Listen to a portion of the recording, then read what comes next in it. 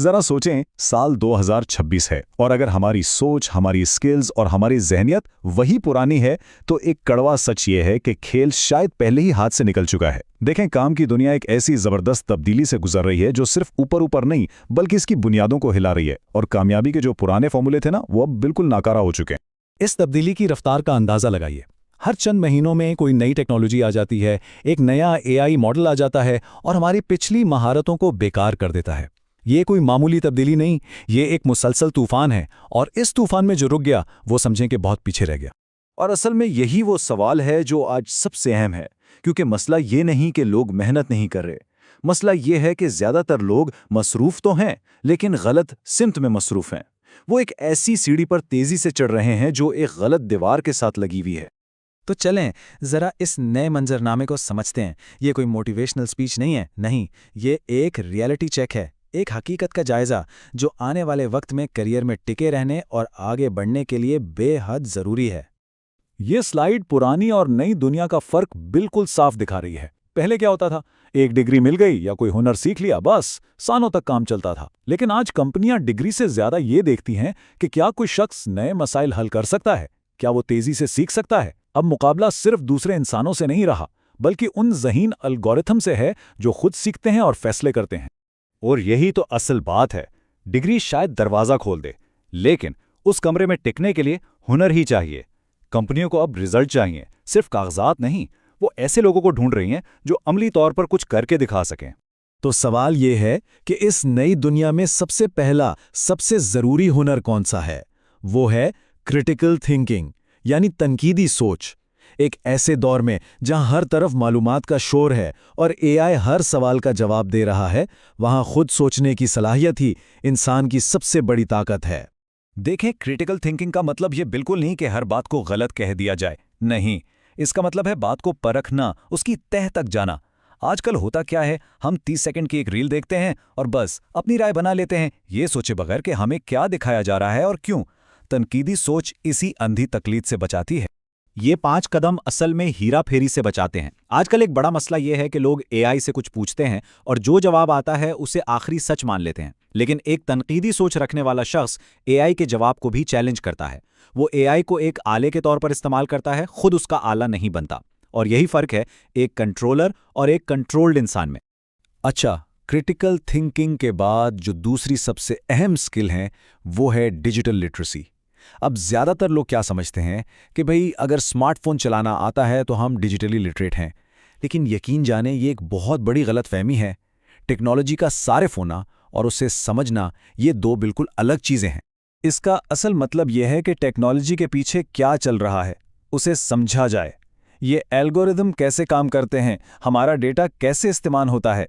मकसद ये है कि हम सिर्फ टेक्नोलॉजी के सारिफ ना बने, बल्कि उसके तख्लीक़कार बने।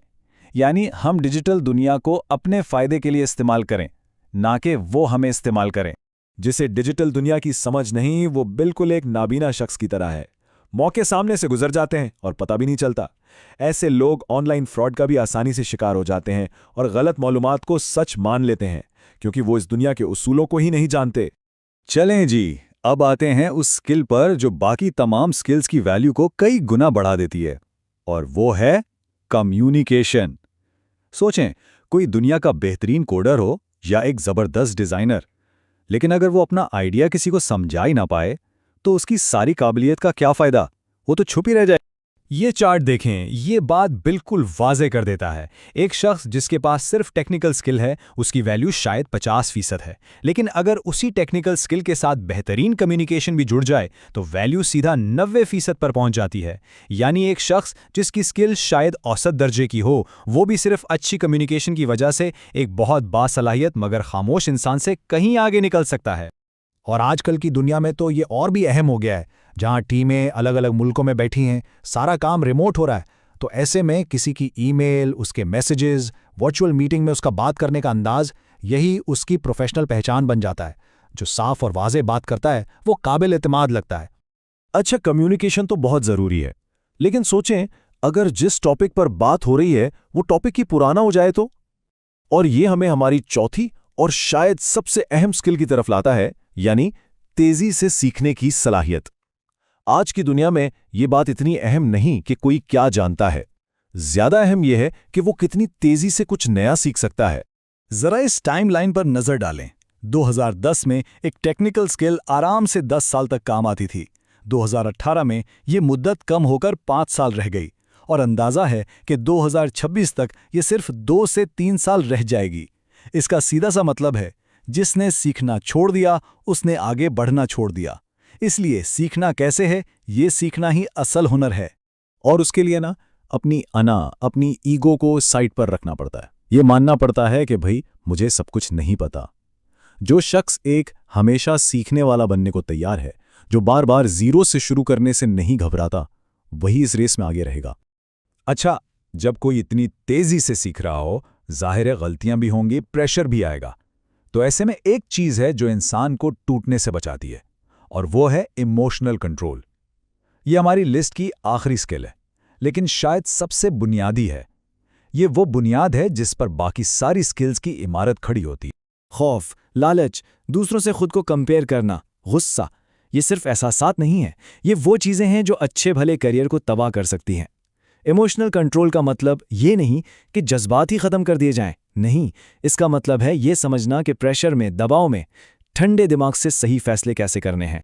देखें, इस सफ़र में रिजेक्शन तो मिलेगी, बार बार मिलेगी, लेकिन एक जज्बाती तौर पर मजबूत इंसान उसे अपनी ज़ात पर हमला नहीं समझता। वो इसे एक फीडबैक समझता है, एक सबक। वो इससे सीखता है और पहले से ज़्यादा मजबूत होकर वापस आता है। तो ये है वो प्रोफेशनल टूलकिट 2026 के लिए। क्रिटिकल थिंकिंग, जो इस शोर भरी दुनिया में हमारा फिल्टर है। डिजिटल लिटरेसी, जो नई इकोनॉमी का नक्शा है। कम्युनिकेशन, जो हमारी वैल्यू को बढ़ाता है। तेज लर्निंग, जो हमें रेस में बनाए रखने का इंजन है। और इमोशनल कंट्रोल, जो हर तूफान में हमारा सहारा है। तो आखिर में बात यह है कि सवाल ये नहीं कि मुस्तकबिल कैसा होगा, असल सवाल यह है कि हम इसमें क्या किरदार अदा करेंगे, क्योंकि आने वाला वक्त उन लोगों का है जो इसके लिए तैयार हैं। तो फैसला ये करना है कि क्या हम सिर्फ उस तब्दीली का हिस्सा बनना चाहते हैं या इस तब्दीली की क़यादत करना चाहते हैं। याद रखें, जो इंसान आज खुद को अपग्रेड करता है, कल वो हालात से नहीं बदलता, बल्कि हालात को बदलता है।